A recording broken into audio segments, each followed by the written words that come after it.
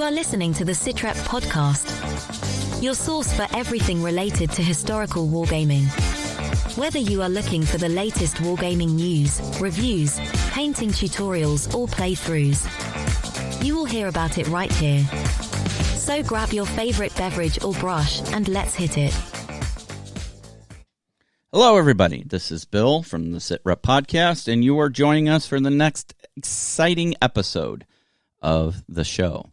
Joining me here on the airwaves of the interweb is Big Jim Oriskany, our gaming historical guru. Jim, how are you today, sir?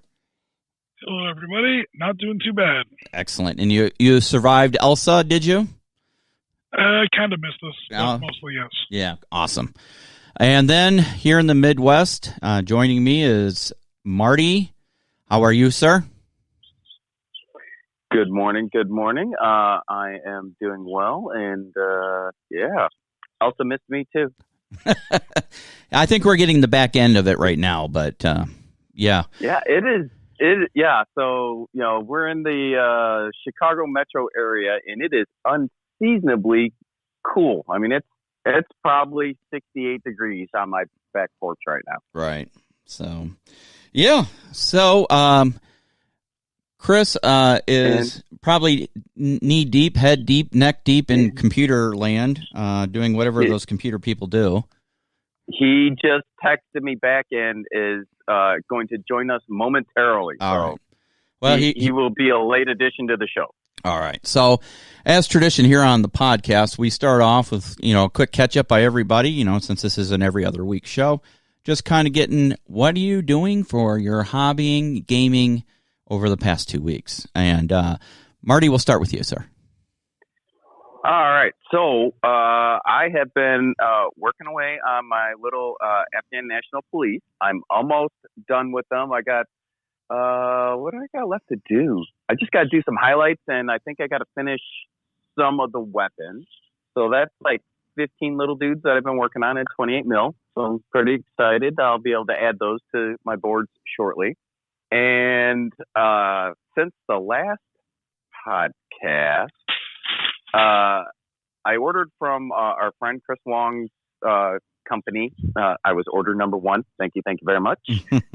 Mostly because I was helping him. I wanted to help him test out, that everything worked on his online store and whatnot. But he sent me a bunch of crap. So I've got a bunch of insurgents and civilians, and he gave me the dude with the shopping cart of doom. With the awesome. So I got that plus a tripod mounted 50 or Dashka or whatever it is. Some RPK guys, some RPG guys, some PKM guys. There's some wounded dudes. And when he sends those, they're still on the support. So I've removed all the supports. I'm proud and sad to announce at the same time that I only broke 2 gun barrels. Because it turns out I got to pay attention to where I'm grabbing stuff when I yank it out. So, and I already replaced those. So they won't look exactly right because it might look like a paper clip sticking out of the end of a barrel right now. But, once it's paid, it'll be fine. Sure. And then there's some wounded guys as well. And I based all those dudes. I put them all on bases except for the wounded guys because they're like all prone or sitting down. But I figured I would save those and maybe we show those off on a Wednesday night live session or something and do a little painting on them or whatever. So I haven't painted those guys yet. Hey, so just for clarification, when you say they're crap, he sent you a bunch of crap. He sent you a bunch of good stuff. It's not crap. Well, yeah, no. It's quality stuff. Yeah, but I ordered like a set of insurgents of like I don't know, it was like 8 dudes, and he sent me like 40. Right. No, I understand. Yeah. Just not everybody understands the same. Yeah. No, it's good stuff. We'll show them off. Yeah. Awesome. Very good. And that other voice you just heard, that is Sir Chris. Sir Chris, how are you, sir? I'm doing good. Sorry I was running a little late today. No worries. So, Marty, you got anything else for us? That's about it for hobby stuff that I've been working on the past couple weeks. How about you, Chris? I hear you actually took paint to model. I did. What? I'm painting. Yeah, I'm painting my oak and iron ships. I was reminded why I can't stand painting. Wow. And They're three little boats like an inch long. They're like, come on. yeah, now. come on.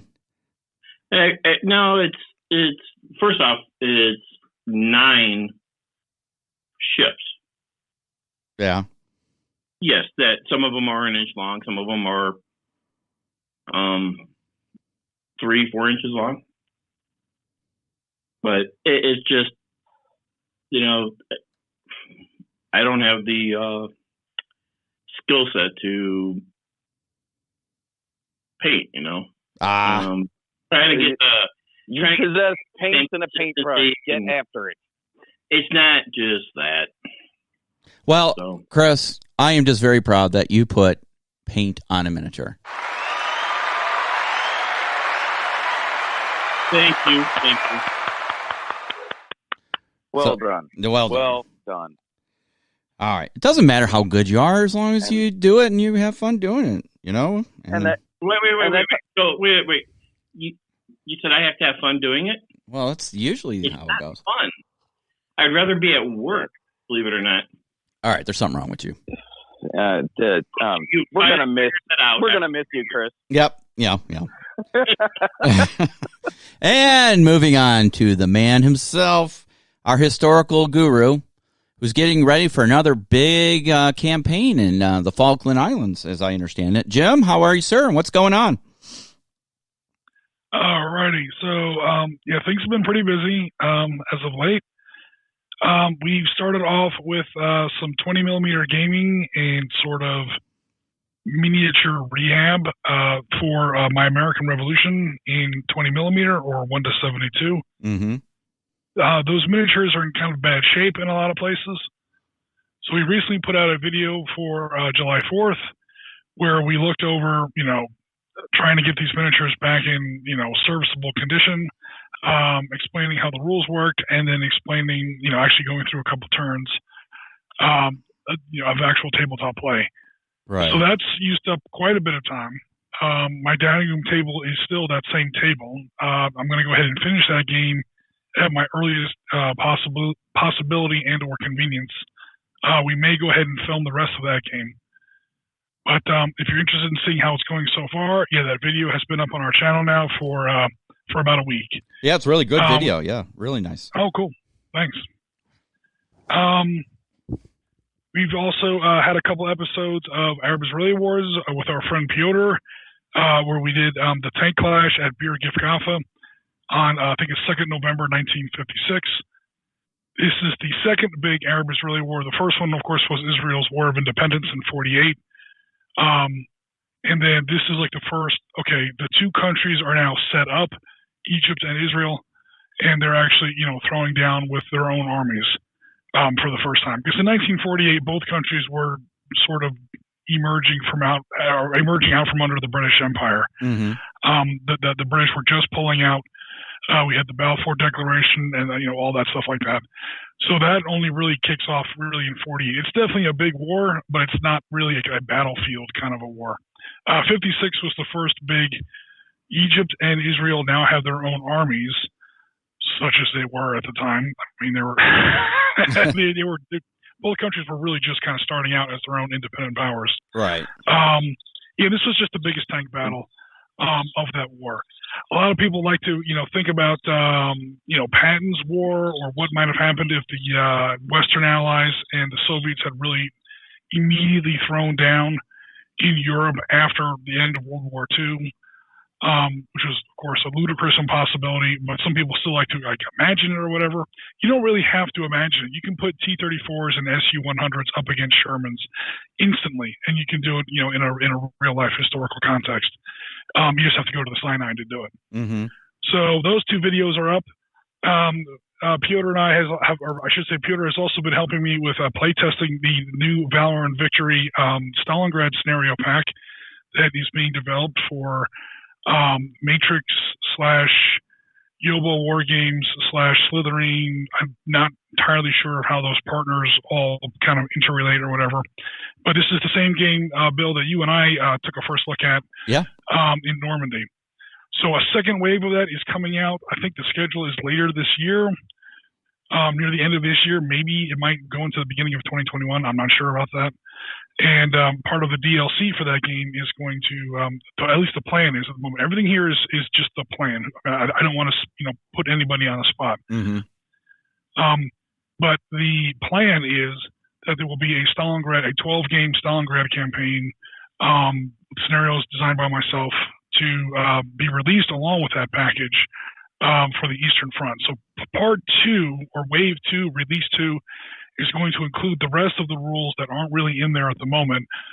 Off-board artillery, support packages, airstrikes, snipers, valorous units, etc., vehicles, etc., etc. All the stuff that's kind of not really in there at the moment. They're going to roll out for Part 2 of that game. It's going to be set on the Eastern Front in general, and then specifically there's going to be a Stalingrad 12 scenario pack that we hope to release also as DLC. So those scenarios are all designed. They've all been submitted. The maps have all been designed. They've all been submitted. Now we just have to play test it. So yeah, we've been working on that. Awesome. Over the weekend, I put together a 1:72 or 20 millimeter A10 Warthog because we're the Sit Rep podcast, and you have to have an A10 somewhere in your collection. That's right. Yes. Yeah. So it's just a snap tight, guys. So it's not exactly like a Forge World miniature as far as quality goes. It was, the only thing that was really available for the weekend down at the Michael's Crafts. I just needed to put something together like right now. Mm-hmm. I was visiting my dad, and I brought a bunch of stuff up there, like to work on or whatever, because he has like this huge workshop. And then when I got there, I realized I forgot to bring the miniatures that I wanted to paint. I brought the paints, I brought the washes, I brought the brushes, the thinners, the matte varnish, everything except the friggin' miniature because I'm extra stupid in the summer, I guess.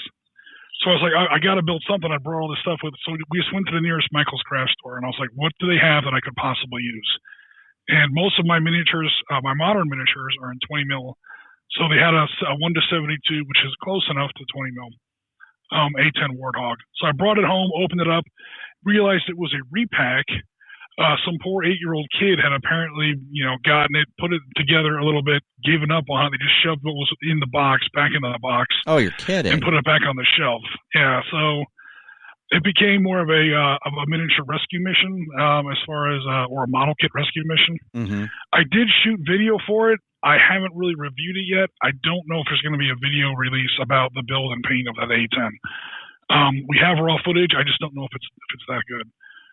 Also, it's a snap tight. So it's like, a model made for an 8 to 10 year old. It's not exactly the best of quality. That might be kind of interesting to see, though. But what you got in the repack, and then what you had to do to get it together and get it up to snuff, so to speak.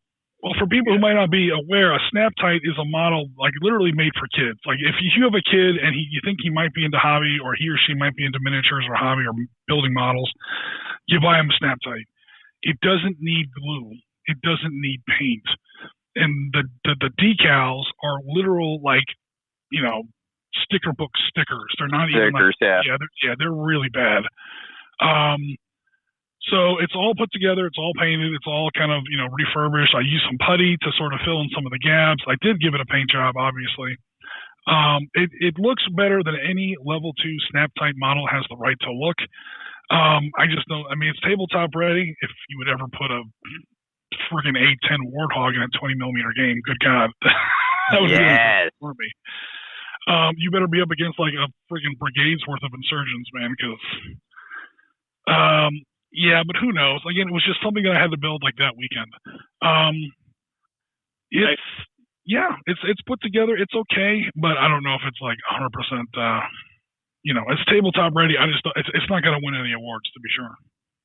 Well, a couple things on that. Do what Marty did. Find a competition where they didn't have enough entries for the amount of awards that they were giving out. Also, I have to ask.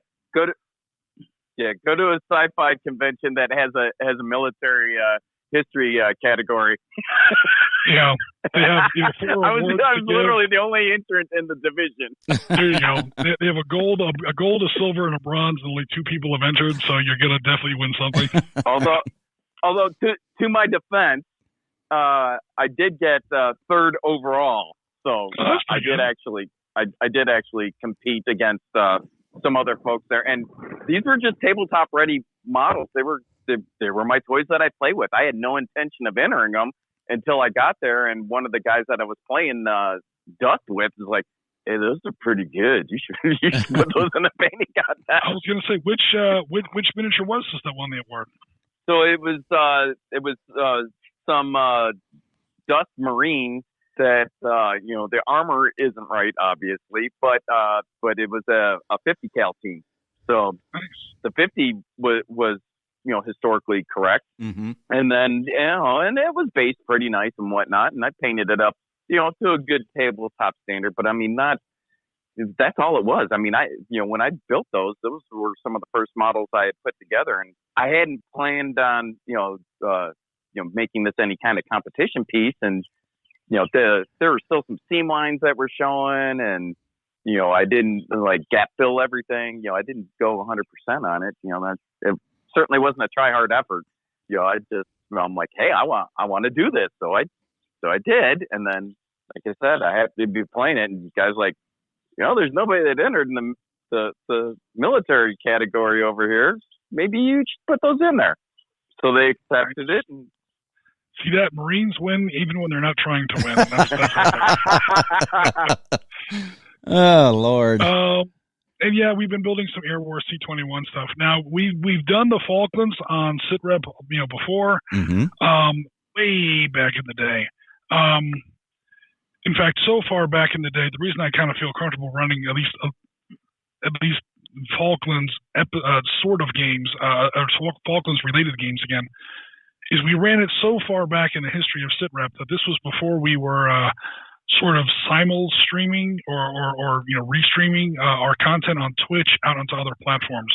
So there's no recording of any of those games on YouTube. On our YouTube channel. And people have been asking about it. They're like, why are you guys going to cover the Falklands? We're like, dude, we've covered the Falklands. Right. Come on, look back in our history.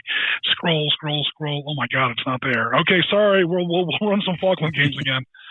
And it was like a last minute, a person from the UK. So the people in the UK love the Falklands War. At least they do now. They didn't really at the time. But I don't want to get into all those politics. But yeah, so again, we had most of the files ready to go. So it should be almost a repeat of the game, Bill, that you mentioned in your video earlier today. At that first May 1st, 1 May 1982, the very first FRS-1 Sea Harriers up against some Mirage 3 EAs. The first real air clash between the Royal Navy and the, I almost said Australian, dear Lord, the Argentinian Air Force. It'll be interesting to see. Are you playing the Argentinians, I'm assuming? Yeah. Will you play differently than you did against me? Have you thought about your strategy? Yeah. So one of the great things about Air Wars C-21 is that it's simply and organically, there are some other games I could mention that don't do this, but it simply and organically brings out the real differences between these different aircraft. So, I mean, the Harriers are obviously better than the Mirage 3 EAs. But why? Seriously. Mm-hmm.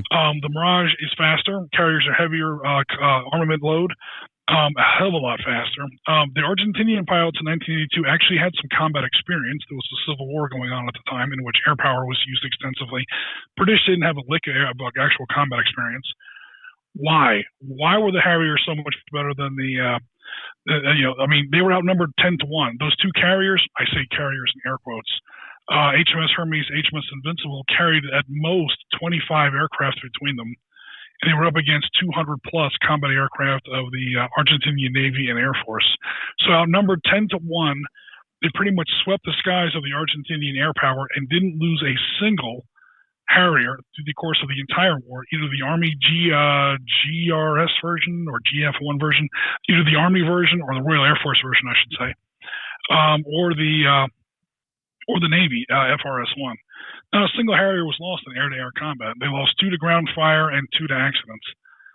So, I mean, why? Why did that happen? Air War C-21 really does bring that out. Mm-hmm. One of the big things that helps is they were carrying the latest American AIM-9L Sidewinder, and specifically the L variant. The L variant is the one that allowed an infrared lock from any target aspect of incoming aircraft. So you do not have to get on the enemy's 6 Right.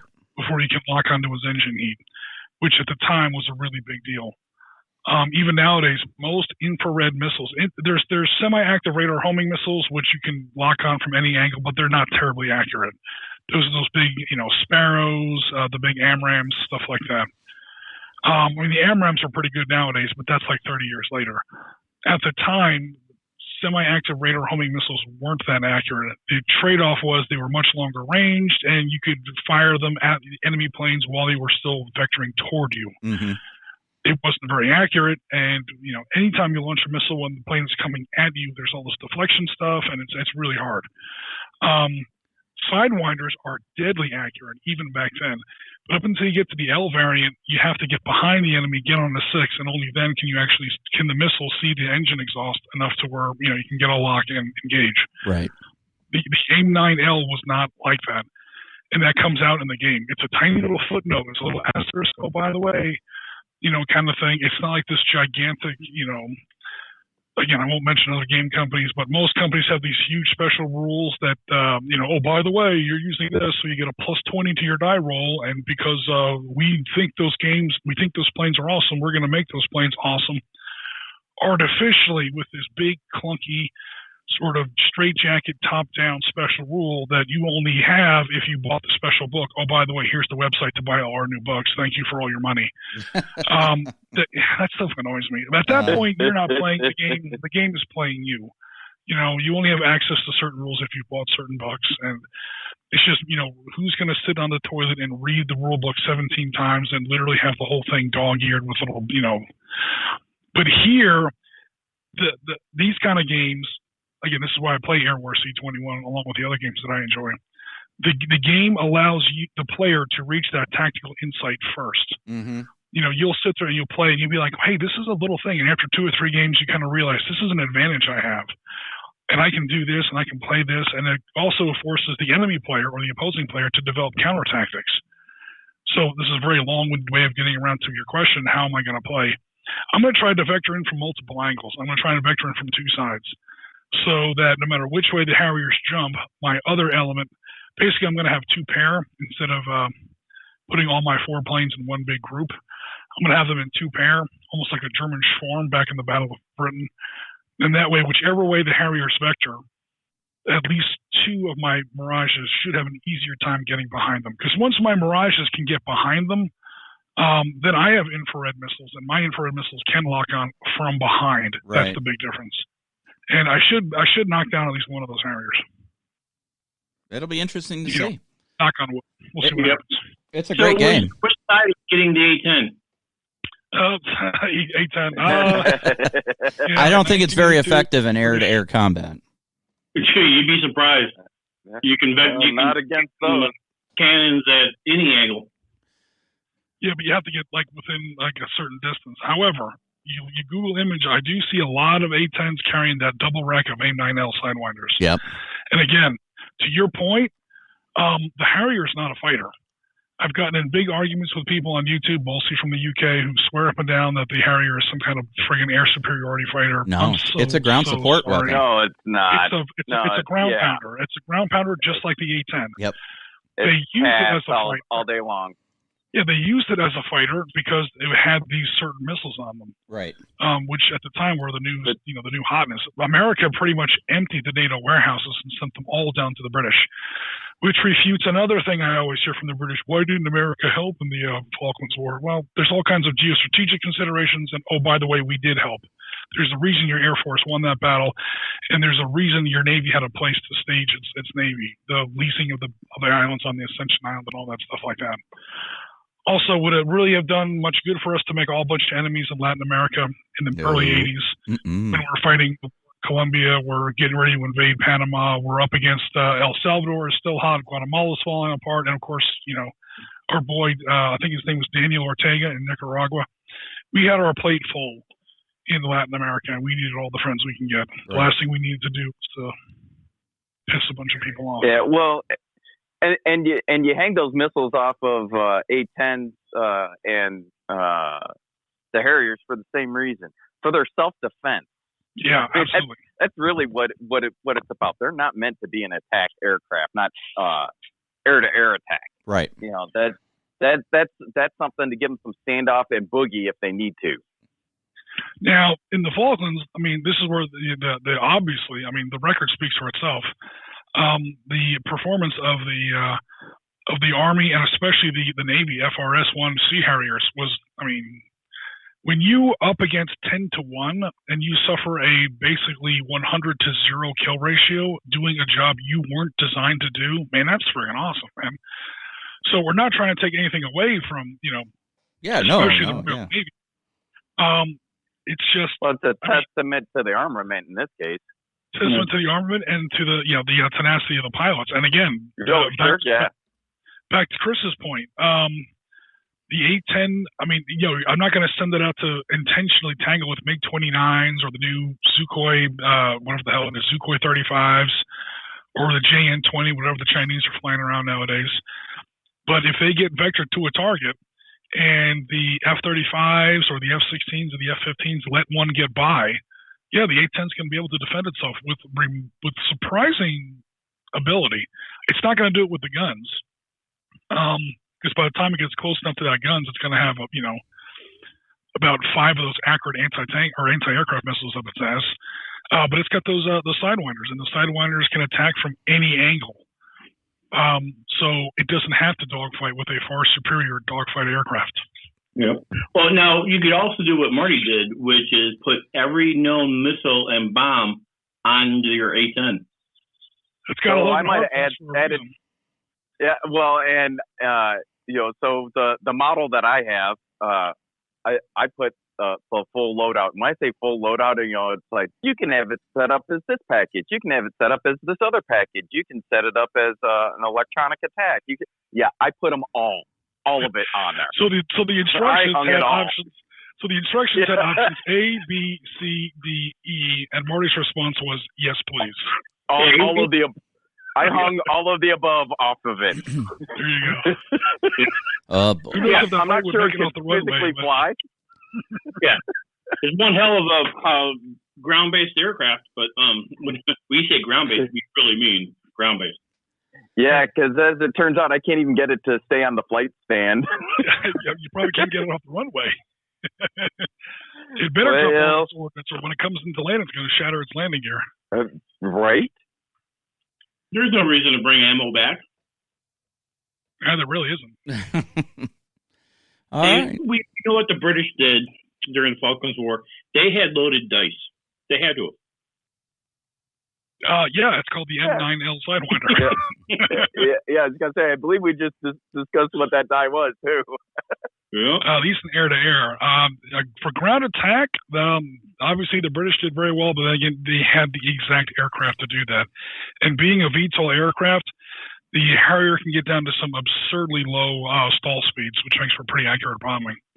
The guys who were doing ridiculously accurate bombing, almost too accurate, again, the record bears this out, are the Argentinians.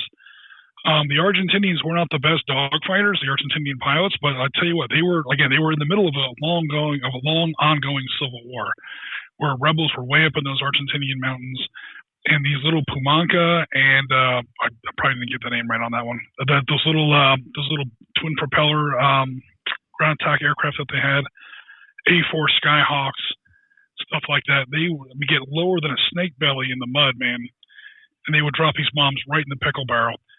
To so much, though, that when they were actually bombing armored targets with armor-piercing bombs, i.e. British warships, the bombs would go right through the ship. The bombs, in like 50% of the hits, as bad as the British Navy came out of that war with a lot of black eyes.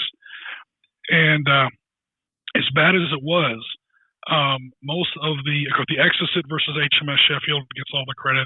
Two Exocets hitting SS Atlantic Conveyor gets all the press, but it was mostly A4s dropping 500-pound dumb bombs and scoring hits so low and so accurate that the bombs often went right through those aluminum hulls, or those aluminum superstructures, unarmored steel hulls, and never exploded. There's like a big 2-foot hole in one side of the ship and a 2-foot hole in the other side of the ship. That actually saved a lot of British ships because the Argentinian bombers were almost too good for their own good, if that makes any sense. Interesting. Yeah. Awesome. And that's got to make you sweat as a sailor on that boat. Right? Bombs punching holes through it. You're like, well, dodged a bullet on that one, literally. It really sucks when the bombs do explode. That's where you get... oh God, I'm gonna whiff the name of the ship now. It's named after one of King Arthur's knights, the Galahad, I think it was. I'm probably getting that name wrong. One of them finally did go up, and that was the biggest single loss of British life. Hit one of the troop ships, blew the Welsh Guards, and I'm pretty sure it was the Welsh Guards. I blew that regiment clean out of the war, pretty much. Because they took so many casualties. By the time they kind of put that lead battalion back together, the war was basically over. I'm actually going to get that day. I think it was the Galahad. I'm actually going to have to look that up now, because I don't want to get it wrong for our British viewers. It's an important thing for them. It's like the USS Ben Franklin for us. We're almost like the Arizona. The Arizona is more like the Hood, I guess. But let me make sure I got that. But anyway, guys, I keep going. So long story short, take your first shot. We're going to be running some Falklands later today. Very cool. Can't wait. All right. So for me, last Friday night, I did a recreation of Gettysburg, and did not go so well for the Union. They kind of got their asses handed to them in day 2. Yeah, it's tough. Playing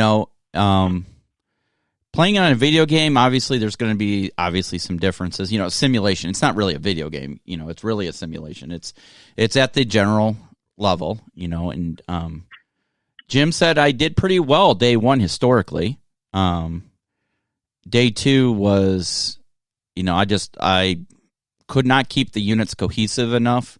I fended off several assaults on Little Round Top several times, but then I just couldn't get the guys. I guess my biggest complaint I was using Ultimate General Civil War, replaying Gettysburg, and I guess my biggest... Now, Jim says this wasn't uncommon during this time period, but 1,900 guys routed, seriously, a whole... 1,900 guys all run away, panic is contagious. The unit's going to break or it's not. Once, it's either going to be 0 or none. Yeah. Or a 0 or all as far as when the unit breaks. Yeah, so I had a little trouble with that,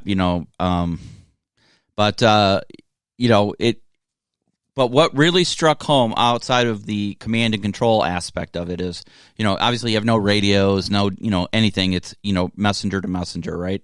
So obviously there's those delays when you're trying to give orders. But what really struck home for me for gaming in this time period is the amount of losses of human life or, soldiers.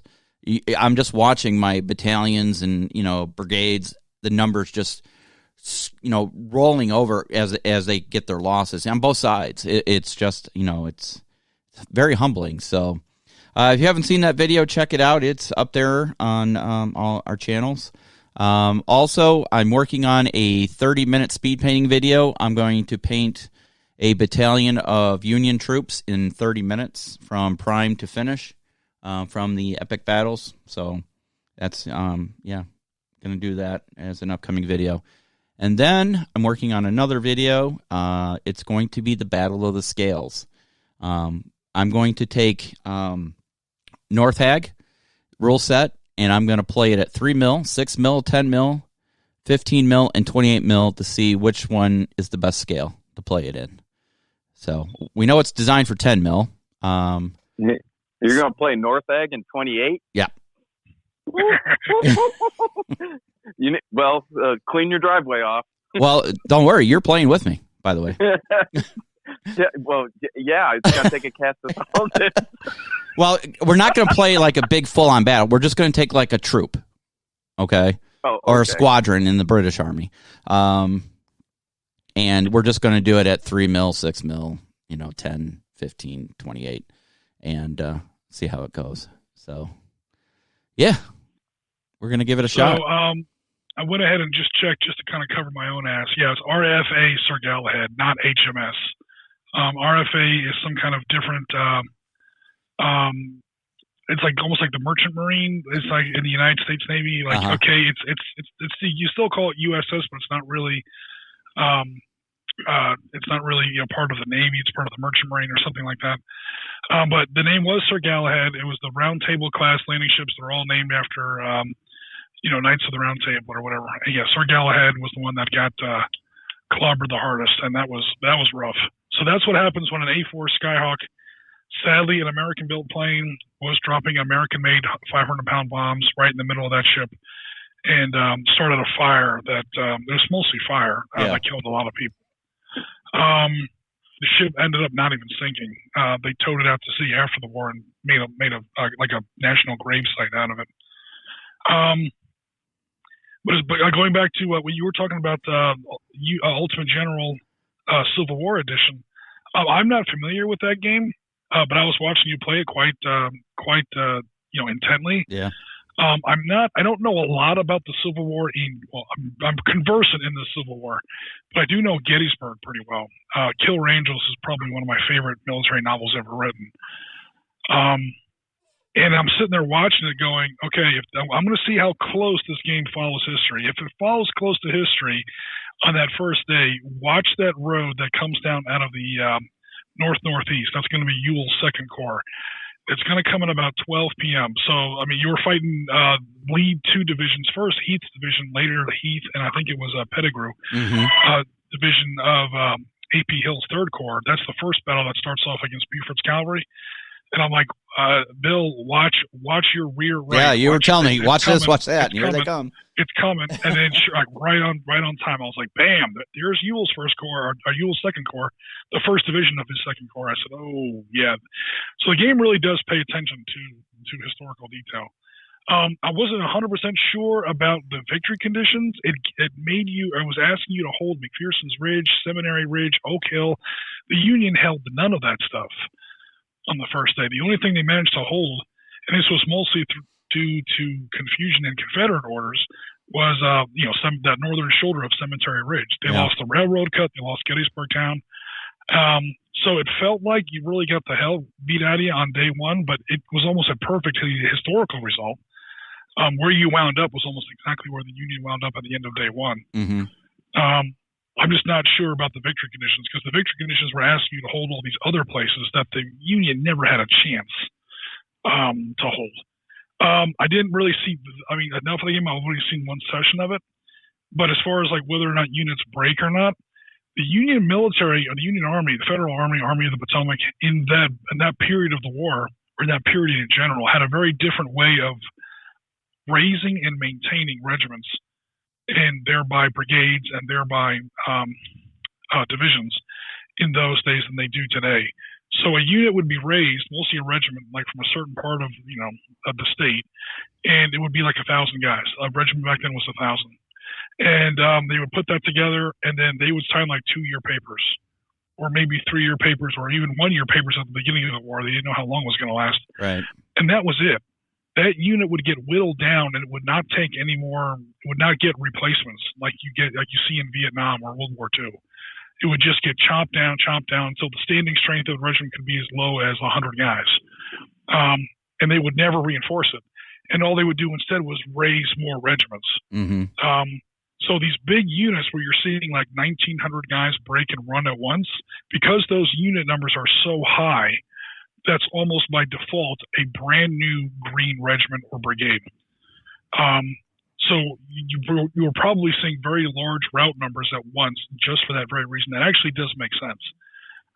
What you might not have been seeing very much were, regiments from the Irish Brigade or the Iron Brigade or some of these other units, which each regiment was already knocked down to 250 guys, but those guys are harder than coffin nails. They've been at Fredericksburg, they've been at Chancellorsville, they've been at Seven Pines, they've been at all the big, battles so far. First, Second Manassas, Antietam, for God's sake, bloodiest single day in American history, still to this day. And those guys do not break, they do not run. But again, conversely, those are the units that are all super, super low in manpower strength. So, the Confederates were a little bit more modern, ironically, in that, like, the Stonewall Brigade would actually get, reinforcements or whatever. So as they were getting reinforcements, the overall quality of the unit kind of averages down a little. But the veterans, the NCOs, the junior officers kind of bring the new guys up to speed pretty quickly. And yeah, those units remained, pretty intact through, large stretches of that war, which brings us then to casualties. I mean, good God. Gettysburg and Vicksburg, like the middle of the war, like the summer of '63, kind of finally stopped this trend, but you're kind of near the very end of this trend, where all the general officers, all the colonels, all the flag guys, they're all basically using Napoleon as their template. Napoleon was still relatively recently. It was like maybe 50 years ago. And they were using Napoleonic warfare tactics, how they were using their cavalry, how they were using their infantry, how they were using their artillery. This little thing, however, had happened between Napoleon's time and the American Civil War. It's called the Industrial Revolution. And train tracks everywhere and telegraph wires, and units could move around a lot faster, and which means you could never get that real breakthrough. Because by the time you effected that breakthrough, the enemy had already brought in a second unit behind that, and a unit behind that, and a unit behind that, and a unit behind that. That's what happened at Manassas. Ironically, it was the Confederates that made the first good use of the railroads in that war. That was General Beauregard. So yeah, you're basically, like we see so often in too many wars, you're fighting with last war's tactics with this war's technology. And a lot of military doctrine, or whatever you want to call it, trends, is sort of this pendulum, or this balance between tactics and technology. When technology is ahead of tactics, you see these catastrophic kill rates all the time. It never fails. I mean, you saw it in the Civil War. The first half of the Civil War, the casualty percentages were absolutely through the roof. There are guys like in the novel Fremantle. You saw Prussians, you saw French, you saw all these observers, like European observers, who had just come through the Crimean War. And the Crimean War was no friggin' picnic either. And they're looking at these American casualty rates, especially on the Confederate side, and they're like, these people are friggin' crazy, man. Right. We thought we had bloody battles in the Napoleonic days, and these people are friggin' nuts. Do they not realize that no longer people are shooting musket balls at each other? They're shooting those little minet balls or mini balls, however you pronounce it, which is actually like a ballistic shot that actually hits at a much greater range, much greater rate of fire, much greater penetration. I mean, you can't fight Napoleonic tactics with these weapons when everybody has a much better rifle, because we make them in these little things that we like to call factories. We have factories now. Okay, you can't fight. The Napoleonic War, all weapons were made in people's barns. They were made one at a time. Every button, every coat, every bootlace, everything had to be made by hand by a guy with a hammer, next to his cow in a barn somewhere. Mm-hmm. 1850s, we see the Industrial Revolution, and then that sheer amount of killing infrastructure gets put into the armies, especially on the federal side. I mean, by the end of the war, they had repeating rifles, they had revolvers, they had freaking machine guns, they had the first Gatling guns or whatever. You can't do it, and that's why by the end of the Civil War, like the siege of Petersburg, you see like these reverse trench lines with the crenulated trench line, and you look at photographs of the late part of the Civil War, you swear you're looking at a battlefield from World War I. So the first half of the Civil War is looking very much backwards toward the Napoleonic Wars, and the second half of the Civil War becomes eerily similar to World War I. Right. Mass artillery barrages, these thick trench lines, Battle of the Crater. I mean, that happened in Belgium, they did that exact same plan. They dug a tunnel, they packed it full of explosives, they blew a huge hole, and they tried to charge through. It didn't work at Petersburg. It didn't work in I think it was near Passchendaele, 50 years later. So, yeah, that's one of the reasons that you see those absolutely absurd casualty rates in the Civil War. Yeah, it's crazy. So it just blows my mind when you think about, what those guys went through. And they were still coming on lines and all that stuff, not as, direct as like in the Napoleonic Wars, but, at certain points they were. Close. Yeah. Especially in the earlier battles. Close. Yeah. So I don't know what you think of the movie Gettysburg, Jim, but, they do show parts of the battle. I think when they were trying to take where were they trying to go? Up Seminary Ridge or somewhere, and they were all online, going, Get online, and here we go. And, you got guys with rifled bullets now, it's not a musket ball. So, yeah, that takes some guts. All right, so let's catch up on a little bit of news real quick, and then we're going to talk about, I got a great topic for you guys today. I didn't put out a running order today because I want to get your initial reaction to this one. So in the news, our friend Brad and Bob Mack have another Kickstarter going right now for their next 3D printed campaign. It is the British, right? If I remember correctly, the British Army on the Rhine.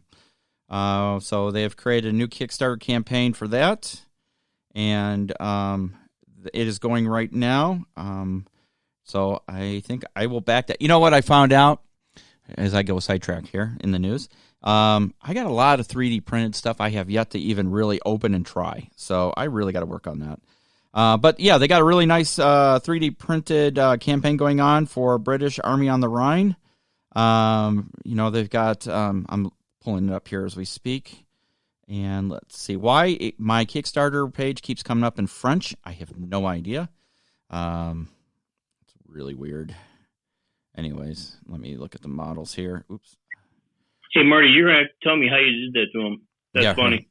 So you got the Chieftain Mark 6. You got an FD 432. You got the Scorpions, Abbots, and a Chieftain Mark 10 with Stillabrew armor are the base models in the pledge. So, and these can be printed at 15 mil, 20 mil, and 28 mil. So they look pretty good. So yeah, there's stowage and everything you can get depending on your pledge level. They've got a painting guide they've created for this. So if you're interested in getting some more models for, Battle Group North Hag, here's your chance. So yeah. Other than that, there's some Victrix. Good old Victrix has got some Romans out, late Romans, I believe. So you might want to take a look at those. And then Osprey Publishing has Hungarian soldiers versus Soviet soldiers that clashed during the Barbarossa campaign, Jim. It's a book that compares those fighting forces. So you got that too. In 1941, the Hungarians were probably the best Axis force, the best Axis allies the Germans had. Really? At least one part of it. They had something, they might talk about this in the book that you're referring to, or the miniatures that you're referring to. They had something called the Hungarian Rapid Corps. It wasn't exactly like a Panzer division, but it had a lot of light tanks, a lot of armored cars, a lot of trucks, and it was doing pretty good. They kind of got the short end of the stick. A lot of the German generals kind of used them almost as like expendable. We don't want that's mostly in the southern part of Russia, so going into or the southern part of the Soviet Union. So a lot of the battles in the Ukraine, at least in that first year of 41. That first Barbarossa / Typhoon phase of the Eastern Front. Yeah. So that's von Rundstedt's army group. No, I'm sorry, that's not true. That's von Bock's army group. It is von Rundstedt. Sorry. More importantly, it's like a shoulder to shoulder along with Kleist's Panzer group. And these guys were the elite of the elite of the elite. These were like probably the best, or at least some of the best German Panzer divisions.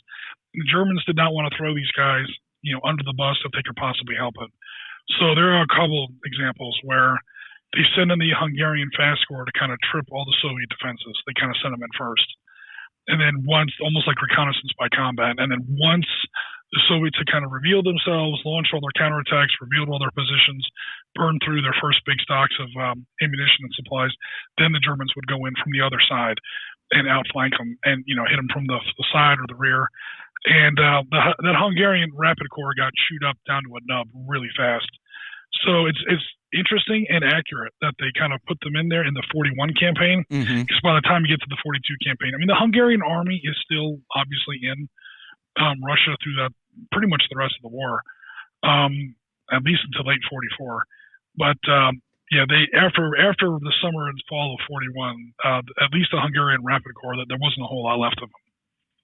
Yeah. So they have a new book coming out to compare those infantry types or soldiers during the early stages of Barbarossa.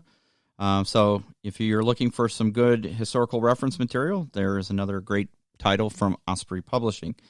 Victrix, again, is publishing or creating 12 millimeter Soviet World War II infantry and command miniatures.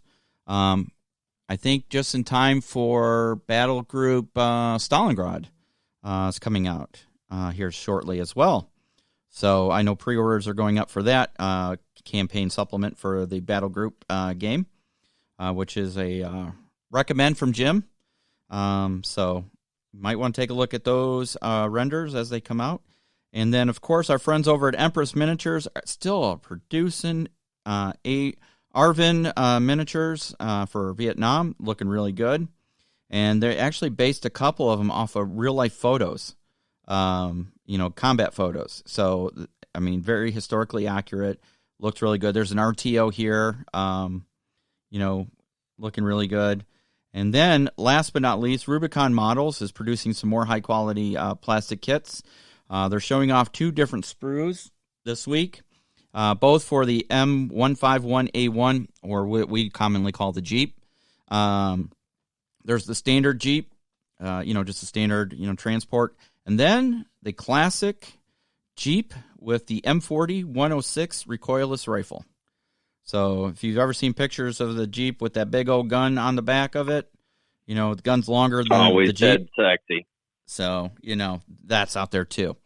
Now, last but not least, I want to give a shout out to Austin Miniatures. Chris, our Facebook social director, has been posting like a madman. And he posted some things about these Austin Miniatures. They're 28 millimeter U.S. Marine Grenadier and NCO. I think the sculpts are really good, but I did post on there. I did comment, and I thought the heads were a little bit out of proportion. They seem really, really large. So I'm hoping they do fix that. So I don't know if any of you guys have seen those pictures, but other than that, I was actually going to say. You beat me to it. What's that? Modeled after Marty. So yeah, take a look at them. They're very nicely sculpted. Just go ahead. Are those 28 mil, Bill? I thought those were. Wasn't Austin doing the 54? No, these Didn't are they 28 have the really mil. big ones. 28 mil. Oh, so somebody just made some 54 ones that were pretty good looking. I'm like, hey, and I'm like, oh, 54. Yeah, no. No, these are 28 mil ones. So, yeah. And then last but not least, Miniature Building Authority, our friends Kirk. He's got some stuff posted about getting back into conventions, and I believe they have a Kickstarter going or coming up. So I have to reach out to him. I haven't talked to him in a while. So they always have very high quality terrain and stuff. So that's pretty much the news for this show. I've got to do a new intro, outro for the news since we lost our news guy. But anyways, all right, here we go. Are you guys ready? Put on your thinking caps. Bring it. So here you didn't say there was going to be thinking involved. So, what is the SitRep Podcast Foundation? What were we founded on? Technology. No. Modern wargaming, right? We were originally founded on okay. On modern right. Modern conflicts. So, are you ready? Here we go. So, we're talking modern or ultra modern or near modern or future modern, whatever you want to call it. You ready? But it is a real topic. Space Force. Oh, no. How do we play Space Force? Jim, there's already Space Marines. Wait, what? What? Wrong game. Wrong world. Oh, okay. No. We're going to have to bleep that out along with the rest of the movie. But just saying. So I thought about this. Two things made me think about this topic. One is that a friend of this podcast did a really nice video review of Darkstar. And he showed off merch and, everything like that. But he did a really nice review of Darkstar, which got me to thinking, while we know Darkstar's set way in the future, but it's, we're now at the threshold of military and space. Because if you look behind, keep your politics out of this, guys. If you look behind the standing president when he was giving a briefing the other day and you saw all the flags of all the branches of military, what was up there? Anyone? Oh yeah, that was one decision that Biden has made. They're not getting rid of Space Force. Yeah. So the official Space Force flag was up there with the Marines, the Army, the Navy, the Air Force, and the Coast Guard. So it's an official branch. So it opens up the world of how do we game Space Force, space combat. Does anyone bring out my X-wing?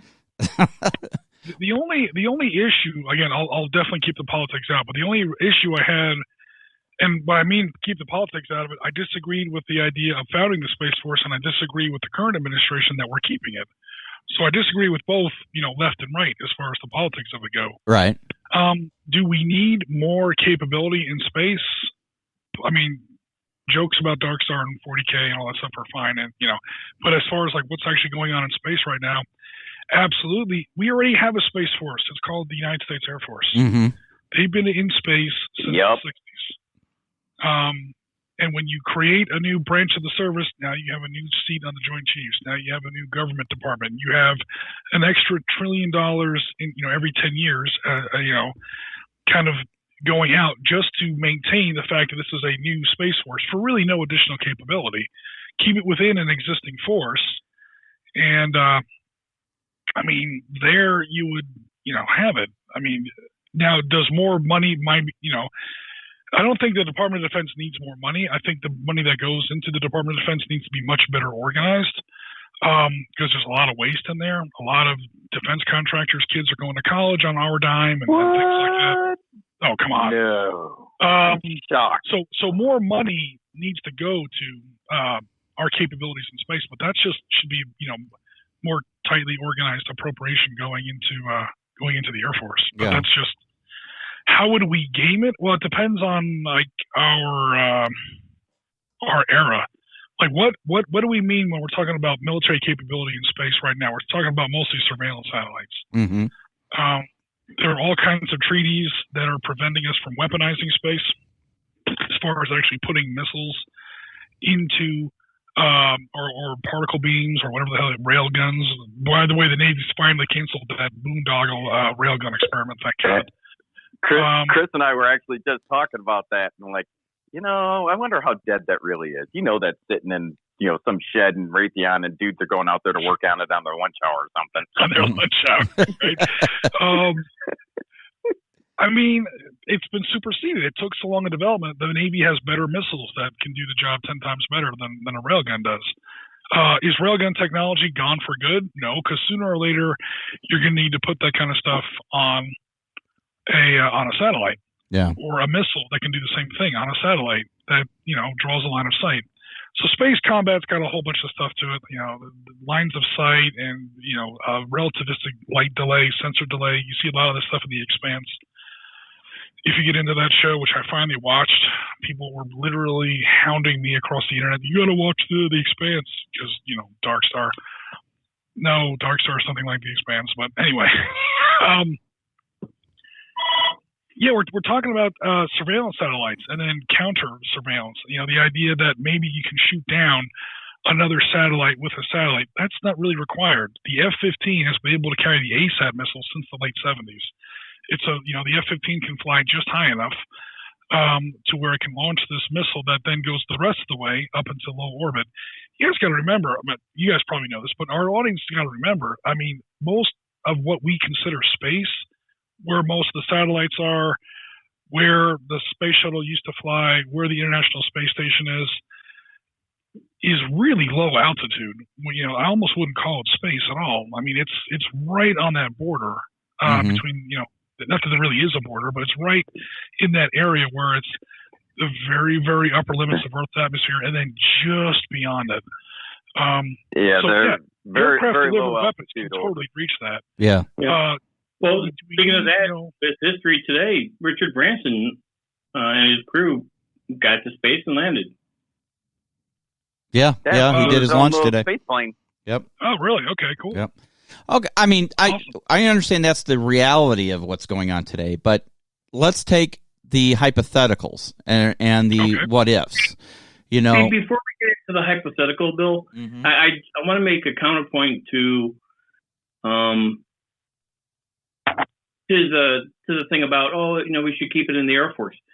If we give the Air Force, first off, they've already got their 4-star hotels. Barracks and everything.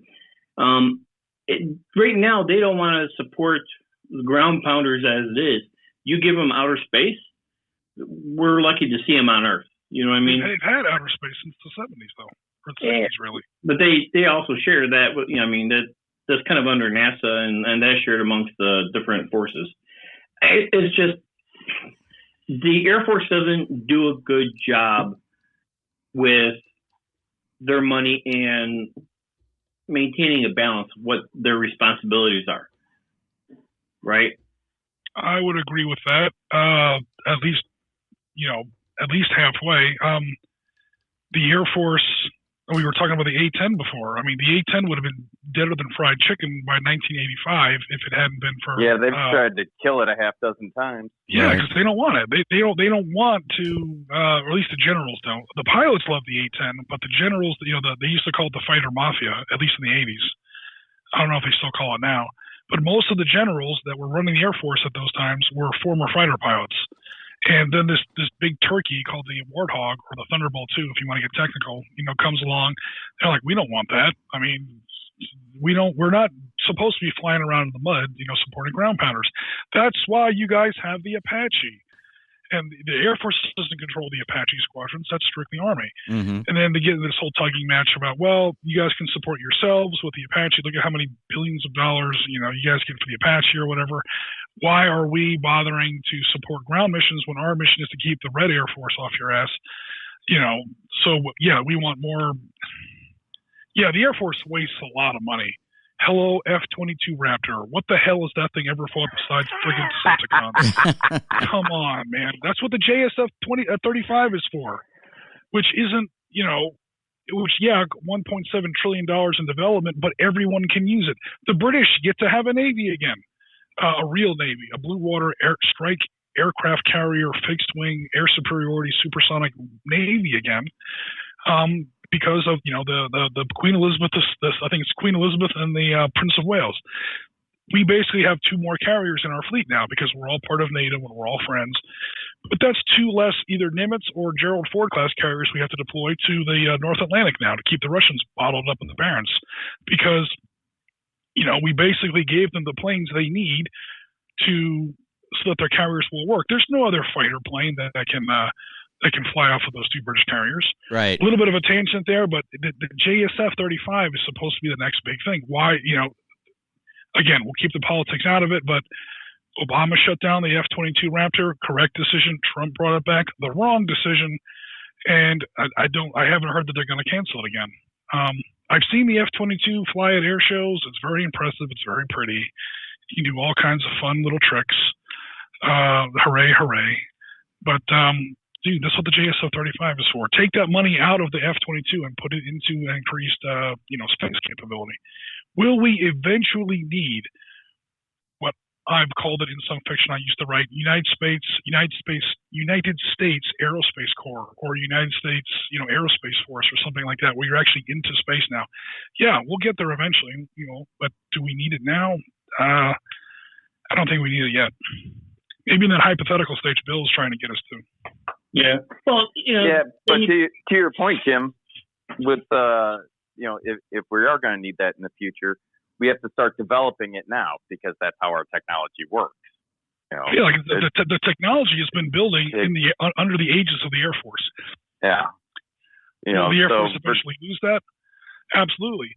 We were building an Air Force all through the 30s and 40s. We called it the United States Army Air Corps and the United States Air Force. And then we finally said, okay, you know what? We won World War II. We had a few aircraft in World War II, if memory serves. Just a couple. Yeah. Yeah, 100,000. But once we had a couple 100,000, then it wasn't until 1947, 49 that the U.S. Air Force, 47, the U.S. Air Force became a thing. I think we need to follow that model a little bit more with any kind of Space Force. Let's wait until the first big, really need comes. Meanwhile, to everyone else's point, yes, keep developing it, keep expanding it. But just having a department, putting that plaque on the wall, I had the same issue when we came out with Homeland Security after 9/11. We have the DIA, we have the NSA, we have the CIA. Yeah, there were problems there. Fucking fix the problems. Right. Don't just make up a whole new division of the government, because putting that plaque on the wall costs the American taxpayer $1 trillion per decade. Mm-hmm. Yeah, so, and it adds a layer of bureaucracy to everything. Yeah, now everything's even more disorganized. That's what we do. Yeah, well, that's what happens. Pearl Harbor, 9/11. Everyone had the intelligence. Nobody was talking to each other. Grenada. Everyone's special forces were there. None of them were talking to each other because we didn't have a joint special forces command yet. Right. We have all these great little organizations, and we don't organize them well enough. Yeah. Well, either Panama, organize them better or keep fewer organizations. We still had that issue in Panama. And then we were the way that we used our troops. Because we wanted everyone to get in there and get their piece of the pie. Why do you have SEALs trying to take down airfields? Yeah. We have Rangers that do that for a living. Exactly.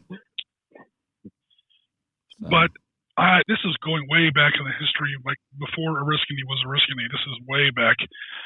Took a semi-serious stab at what I think I said it in like 2093, which nowadays seems a little too optimistic. How about we push it into the early 22nd century? What mankind's first war on Mars would actually look like? Did a ton of research on how life on Mars would actually work. Life like our colonies and stuff like that. How you would, how the orbital windows work, how often you can actually send ships to Mars, because it's not just, hitting the gas on a big rocket. You have to wait till the planets are in certain positions, and that's going to affect the pace of a campaign that goes on there. You can only send things. The window to Mars only opens every 18 to 24 months. So basically only every 2 years are you going to get some kind of supply or reinforcement. Whatever you get, you have to make last until then. Mm-hmm. How long it takes to get there, how long it takes to get, orders back from Earth or whatever. And so, Jim, you're going to go back to what you were talking about before, where, wars were pretty much only fought during the summer? A little, yeah. It's got something to do with who knows what future technology is going to be as far as interplanetary space travel, but with the kind of technology we have now and are likely to have in the next 50 to 100 years or whatever, it's not like a straight line. You don't just take off from Earth and then fly to Mars. It's almost like changing lanes on a highway that's in a big curve, and that can only be kind of executed even close to efficiently when the planets are in certain positions. And it happens. Mars revolves around the sun every 640 days. Of course, we go around the sun every 365 days. So there's a certain synchronicity that only takes place. I think it's every 22 months or something like that. Mm-hmm. And then within those 22 months, there's like a 4-month window. You send all your stuff during those 4 months, and then you're kind of stuck on your own for about the next 18 months until the next 22-month cycle, something like that. Yeah. I can't remember all the details. I did a lot of reading by Robert Zubrin. He's kind of an outcast of the whole NASA community right now, which is not really fair. He's got a lot of great ideas. He doesn't really agree with a lot of the the party line that comes out of NASA, at least the last I heard. but we tried. We kind of said, okay, United States is still going to be around. China is going to be the new big bad or whatever. China is I think we called it like the Pan-Asian Union or something. It's like China basically amalgamated a bunch of other countries together. There's like this new like East Asian super state, and they now have colonies on the Mars, like the corporations. This is way before SpaceX and Jeff Bezos and Elon Musk and all that stuff. But we sort of envisioned that, or and then of course the Europeans had like a pan-European space agency or something. So we had factions. We had how vehicles can actually work on Mars, basically rovers, but they're armed, drones, autonomous technology, and aircraft. Aircraft are tough on Mars because the atmosphere is like 2% the density that our atmosphere is.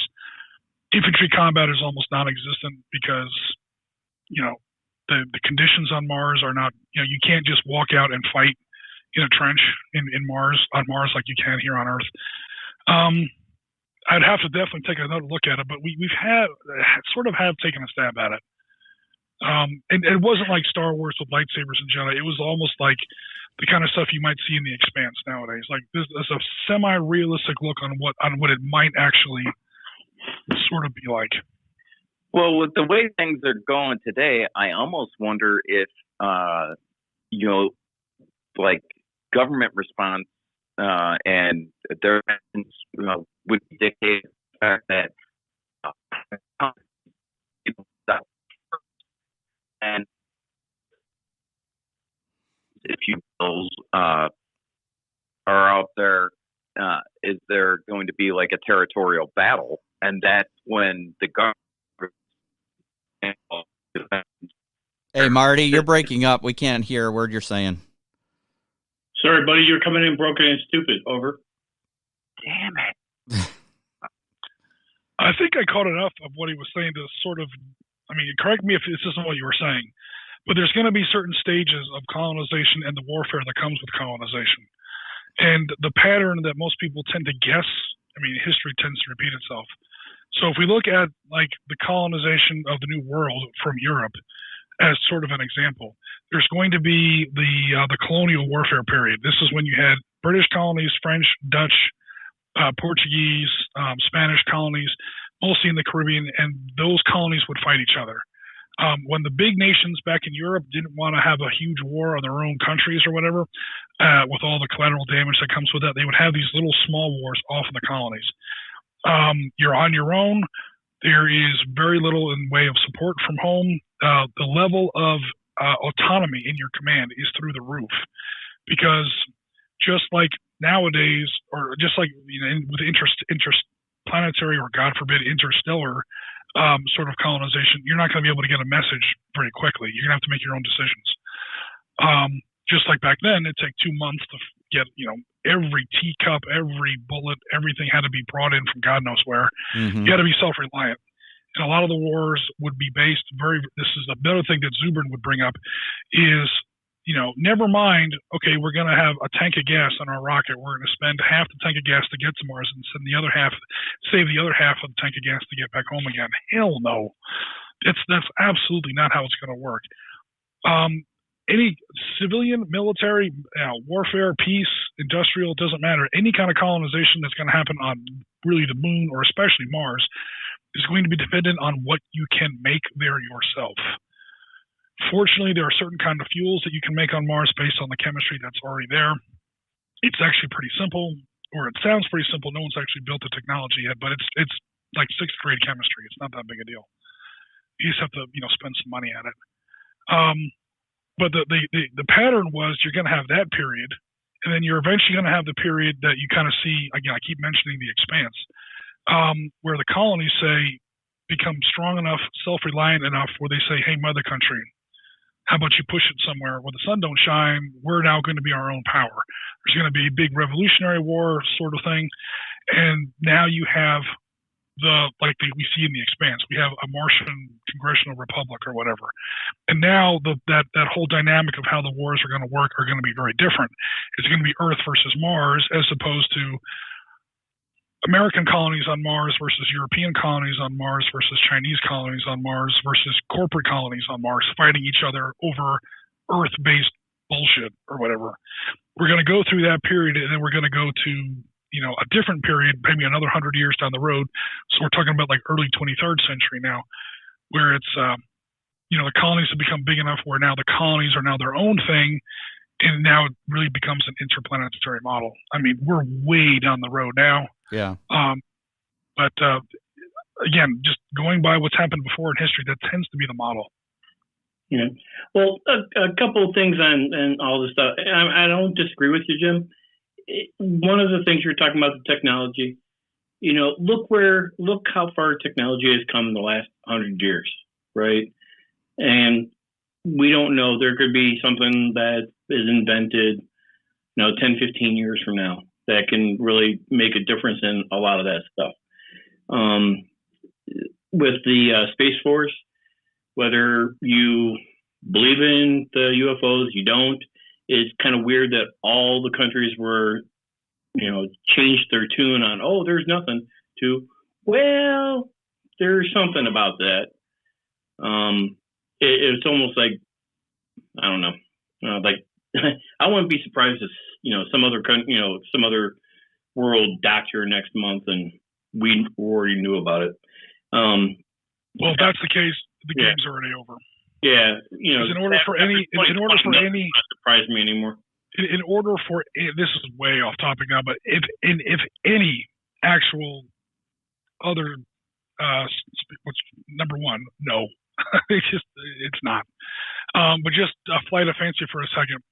If absolutely anything could ever reach here from another intelligent civilization somewhere, they've already broken all the rules of relativity, which means they've solved the theory of everything. They've gotten quantum mechanics and relativity to work together, because that's how the graviton works, and that's the only way you're ever going to travel faster than light. If they showed up and they weren't friendly, hang it up, dude. I mean, it's like an Abrams tank running over an anthill. The amount of technology and the amount of scientific breakthrough that has to happen to actually allow realistic travel between star systems is, I hate to use the term, but it's a quantum leap. It's not even like, we're going to discover this in the next 100 years. No, we're going to discover it in the next 1,000 years, if ever. The light barrier is not like the sound barrier. It's not just put Chet Yeager in a bigger plane and have him go faster. You are breaking the most fundamental physical laws in the universe, period. Yeah. I'm not disagreeing with you. I'm just saying, there's enough stuff. There's been enough evidence that and I think we'd be very self-centered to think we're the only ones in the world or in the universe. Well, to dial that back a little bit, though, maybe that's not alien. Maybe that's another country's technology that they've developed some super cool crap that is still terrestrial bound. It's from Earth, and they've been test driving some stuff. Yeah. Well, yeah, I mean, a lot of these things that people are seeing look a lot like a stealth fighter. A lot like a stealth bomber. It's a big triangle flying around in the sky in a way that we've never seen before. Yeah. Yeah. And no, I don't think that we're the only people, running around out there, but I don't want to completely derail the topic into the Fermi paradox and everything else. All I was getting at is, for one, look at where we've gone in the last 100 years. Doesn't mean that, some of those hard constant variables are not going to be changed, right? Well, yeah, but I would also add that history doesn't always travel in a straight line. Neither does technology. No. We've gone, like the argument I always use is, look at the 20th century. Everything that was actually invented was invented in the first half of the 20th century. Second half of the 20th century, we invented exactly squat. All we did was improve upon everything that was invented in the first half of the 20th century. The telephone, the aircraft, the computer, the microprocessor. I mean, all that was invented before 1950. Ever since then, it's always been, we're going to make it better. We're going to make it easier to fit in your pocket so you can look at porn on the bus. I mean, I'm not impressed with the rate of technology in the past, 50 years. If you want to go further back, the Greeks knew how big the world was and that the fact that the Earth was round in the 4th century BC. We only discovered it in the Renaissance, 2,000 friggin' years later. So, I mean, technology and history take huge step backwards. One good EMP bomb over the United States, and we are back in the 1940s in literally a microsecond. And it's going to take us decades to climb out of that again. We get another big sunstorm event like we saw in 1859. It didn't matter in 1859. It didn't blow up anything. If that thing hit us again today, that's it. It's game over. Most cities are starving to death within 4 days. That's just fact. And as far as when this is going to happen, it's not a matter of if, it's when. It's going to happen. So, I mean, yeah, we can sort of plot the trajectory of advancement and technology over the last 100 years. I would say look at the last 2,000 years. Look at the last 3,000 years. There are big dips. I'm hoping that we're not going to see a big dip anytime soon, but we can't kind of discount that either. Yeah. Politics aside, no big dips coming up in our future. But to bring it back, kind of on topic, how would we fight / defend space and moon or Mars? If we have colonized other celestial bodies, like the moon or Mars, how do we to bring it to a really infantry level, how do we hold the ground that we have? It's going to be the two basic models are like modern naval combat, because in space there's nowhere to hide. Everything is very, very, very visible in space. We take pictures of things 9.5 billion light years away. The fact that anyone's going to be able to hide a drop ship or whatever you want to call it, behind one of Mars's moons is just, it's not really going to happen. So it's going to be a lot of kind of like naval warfare is today. You can't hide an aircraft carrier. Too many people have satellites. Too many people have. So it's going to be electronics. And then, at least in that first stage, it's also going to one big factor that we're going to have to look at is going to be that old colonial model. You get out of your ship, and we saw with that silly Matt Damon movie. I mean, you are on your own. Mm-hmm. So what weapons can you build there? So let's take Mars, for example. Mars is never going to be terraformed. I'm very sorry to anyone who thinks Mars is ever going to be terraformed. It's never going to be terraformed. You cannot terraform Mars. The reason it doesn't have a spinning iron core, therefore it has no magnetic field. So navigation is going to be a little difficult on Mars as far as your vehicles, your infantry, and stuff like that. It basically doesn't have really a North Pole. And what that also means is that you have no protection. There's no Van Allen belt, sorry. Wow, I screwed that up, didn't I? There's no big radiation protection belts. There's no ozone layer. There's no magnetic field. So you step out on Mars, and unless your stuff is EMP hardened, because you're basically getting nuked 24/7. Ironically, a day on Mars is almost exactly 24 hours. Just a coincidence. But it's so anything's going to have to be super hardened. How much of it's going to be underground? It also depends on. It's almost like it's tough to kind of make predictions. You almost have to set a premise. Where are we on Mars? Are we near the poles? What's the resource? Why are we there? So that's what people are going to fight over. Are we up near the poles where we think most of the water is? How do you power things? One of the big things Zuber used to talk about was geothermal vents. So there are going to be certain areas of Mars that are more volcanically active or formerly volcanically active. It's not really volcanically active anymore. Again, no spinning iron core in the center of the planet. But that's going to be one of your main sources of power, predicted, is geothermal energy. You dig down, you find that water, and that water is still relatively hot. So you can use that for steam, and we're back to the steam age. The steampunk crowd may have had it right all along. You're going to be back to steam-powered, processes for, growing food, purifying water. You can use the materials that are on that regolith, that red sandy iron oxide Mars soil there. You can make bricks out of that. That's what most of the buildings are going to be. Forget about these big, super glassy, super white domes that you see in all the movies. it's going to look like a dirty igloo, is what most of what Mars is going to look like for the first 100 years. Where we are, why we're there, that's going to depend on how close the different factions are and what they're going to fight over, and how close they are, and how real estate based. You were talking about hold your ground. That's going to determine a lot of, how those wars were fought. I think right now the question's a little too open ended, but people have taken stabs at it. Well, and to your point that we're not building these big glass houses there.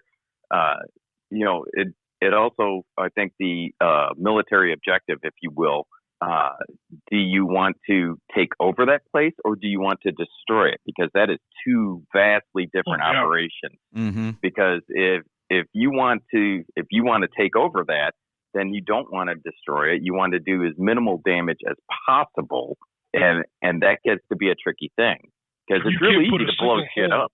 You can't put a single hole in whatever. Yeah. They say a lot of that stuff's going to be underground at first because, again, one of the big things you have to watch out for on Mars is the solar radiation. Solar radiation is absurdly strong on Mars because it has zero in the way of a magnetic field. So you can put all the air and water. People talk about terraforming Mars. You can put all the air and water you want on Mars. There's a reason Mars doesn't have air and water anymore. It used to. The evidence is there. We photographed Mars almost as intensely as we photographed Earth at this point. It was there and it's now gone. And so that's why I'm saying you're not going to be able to terraform Mars. Not to be a big pessimist or whatever, but that's going to affect where the colonies, cities, factories, whatever it is you're going to be fighting over, where they are and what they're doing there. They say the first big wave is going to be deep underground, like that huge valley. It's like 50 times longer than the Grand Canyon or whatever. Biggest valley in the solar system. Valles Marineris, I think they call it.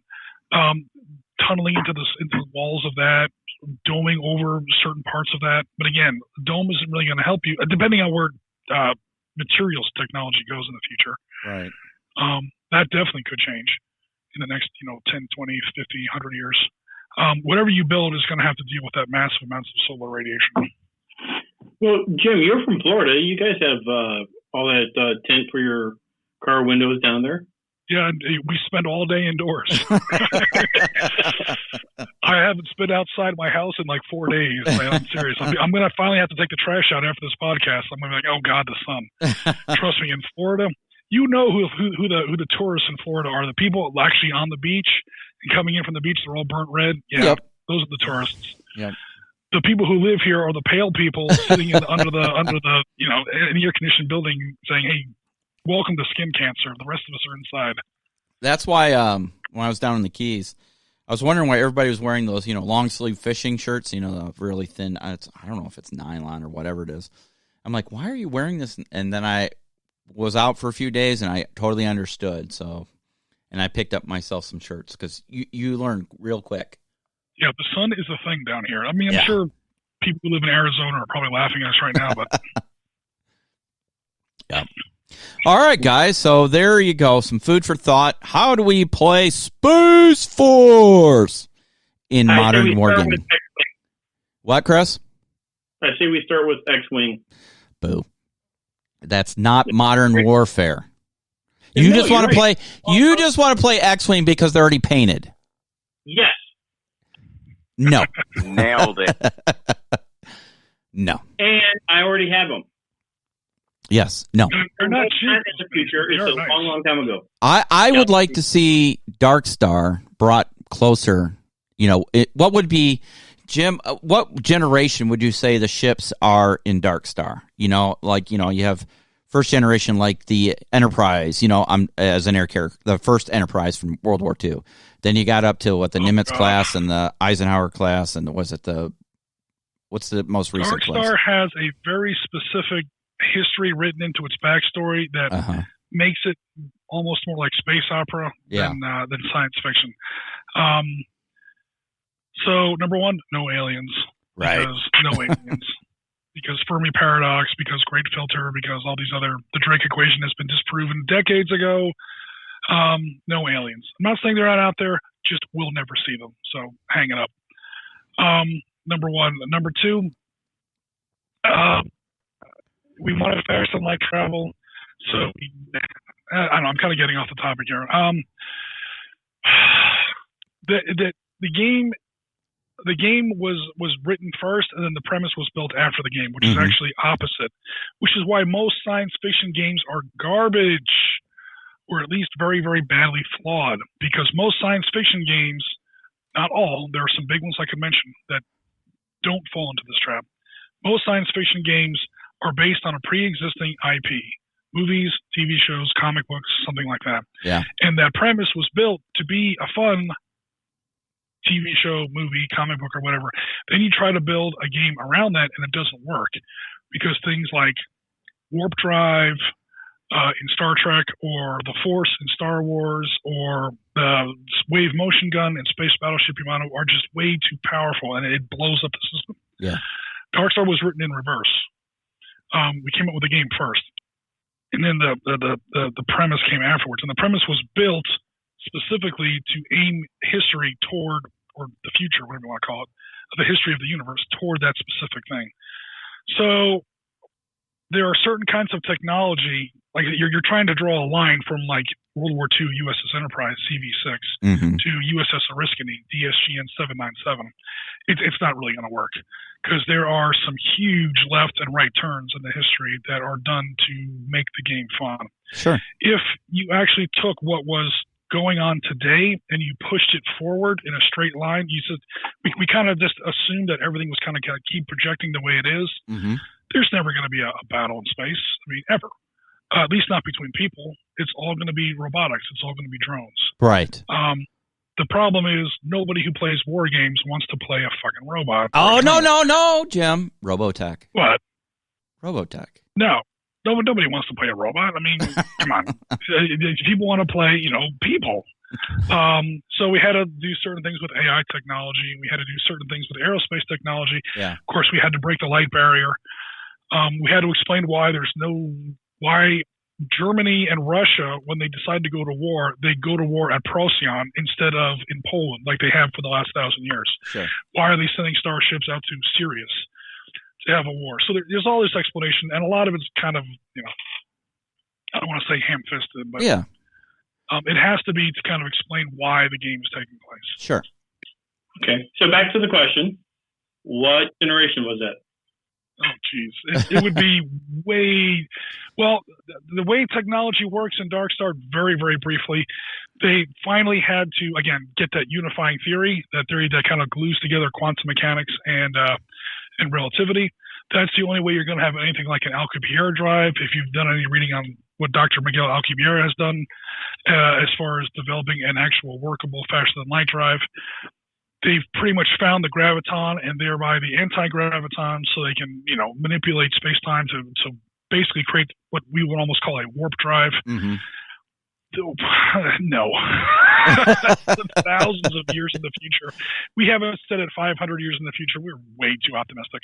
But that's the only way that we can get, fun stuff, happening out in space. Right. The other possibility is almost like what the Expanse does, which is somehow a magic gate appears, and that magic gate leads to other places.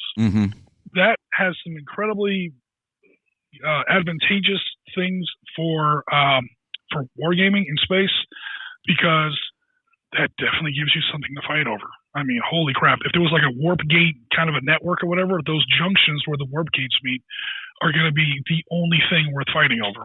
Gotcha. Otherwise, what would anyone fight over in space, Well, all resources, territory, No, territory in space? Well, how many billions and trillions of cubic? I mean, the solar system itself is several, billion. I don't even know. That's probably not even right. Resources. The aliens came to Earth to take our water.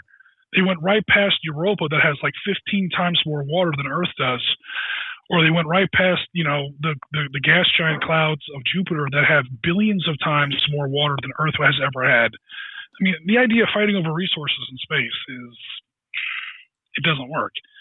Maybe they need a waypoint along the way to, refuel, restock. Maybe it's a good vacation spot. I don't know. Yeah, I mean, they're in Florida. This kind of goes into the background of Darkstar. Why are they fighting? Right.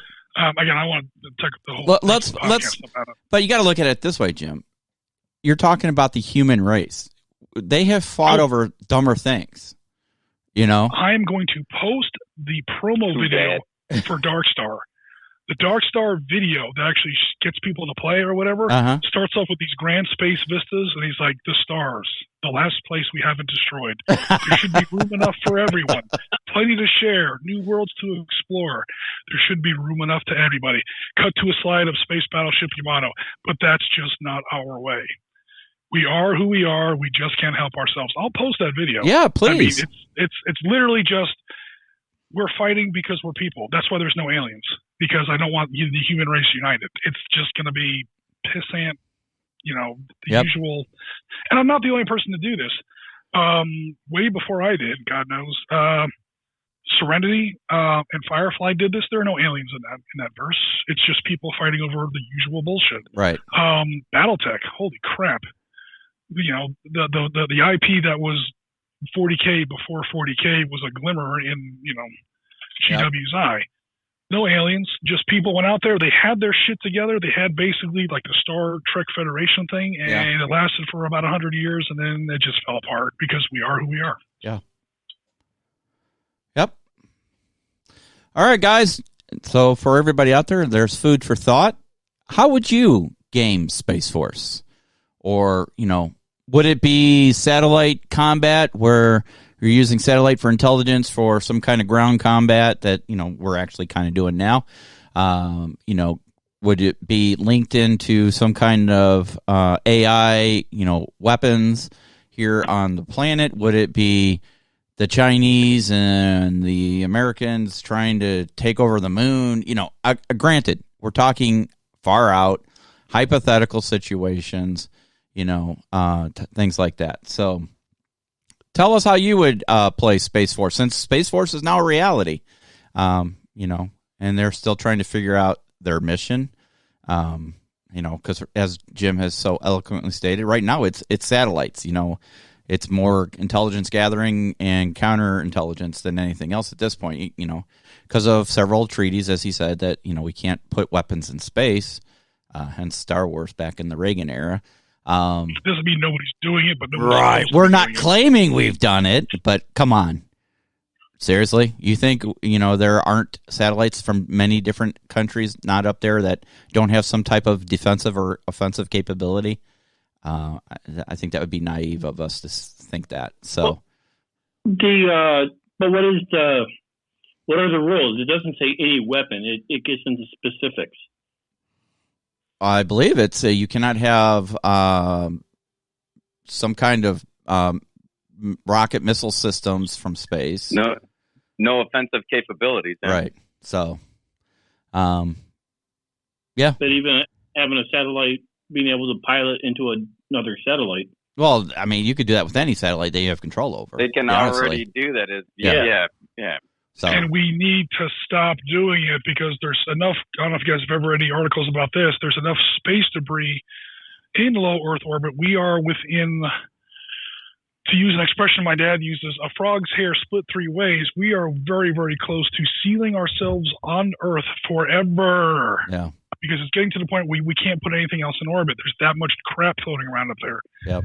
They're going to have to send a waste management up. That's going to be 10 million pieces of garbage. And they're going to hit other things, and it's going to become this cascade effect. Yeah, they're going to have to send waste management up and clean up the atmosphere. So, hey, maybe there's a career field, salvager in space. There you go. Yeah. It'll all be defensive weapons, to shoot the space junk before it hits you. Just remember, Chris, the greatest defensive weapon is the best offensive weapon. So no, the best offense is the Bears' defense. No, whatever. The Bears haven't won a Super Bowl since 1985, so they still have one of the better defenses. One and done, Chris. One and done. All right. Hey, take it easy on that. We're rebuilding. Yeah, they've been rebuilding like the Cubs. All right, here we go. All right, guys, thank you very much for joining us on this latest edition of the Sit Rep Podcast. We hope you enjoy it, so please make sure you like, subscribe, follow us on all our channels. Let others know about us as we continue to climb on our next goal. I'm not going to tell you what our next goal is yet because I haven't figured it out yet. I have a lofty goal, but I want to be realistic. So I think our goal right now is just to provide you with good quality content. This Wednesday, I'm not sure what I'm doing for a video, but I will be doing something. So we'll see if I have one of my 2 videos up. I don't know if I'll have them completed by then, but there will be a live stream or a video released on Wednesday.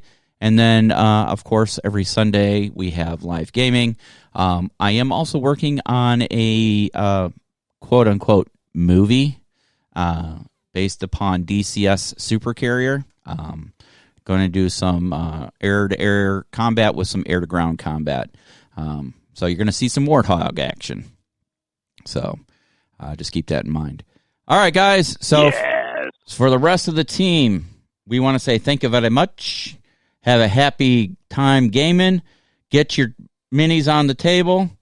And we will see you soon. You have been listening to the SitRep podcast. We hope you have enjoyed the show. Make sure you like and subscribe to all of our channels on Facebook, YouTube, Twitter, Twitch, and Discord. Remember to join us every other weekend for a new episode of the podcast, and don't forget our other programming on Wednesdays and Sundays. Thanks for listening.